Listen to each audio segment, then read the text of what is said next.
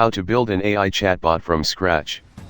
AI chatbots are becoming increasingly popular as a way for businesses to engage with customers in a conversational manner. In this video, we'll show you how to build an AI chatbot from scratch, using open source tools and frameworks. The first step in building a chatbot is to define its purpose and scope. What are the questions and tasks that the chatbot should be able to handle? Once you have a clear understanding of its intended use, you can start designing the conversation flow and training the AI model. There are a variety of open source tools and frameworks available for building chatbots. Some of the most popular options include Dialogflow, Raza, and BotPress. These tools provide a user-friendly interface for designing the conversation flow, as well as AI and NLP, natural language processing, capabilities for understanding and responding to user input.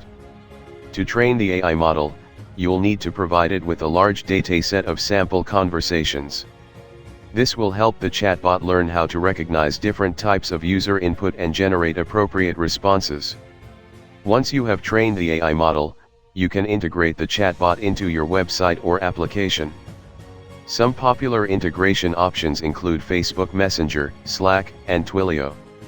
Having an AI chatbot can help us provide faster and more efficient customer support, as well as engage with customers in a more conversational manner.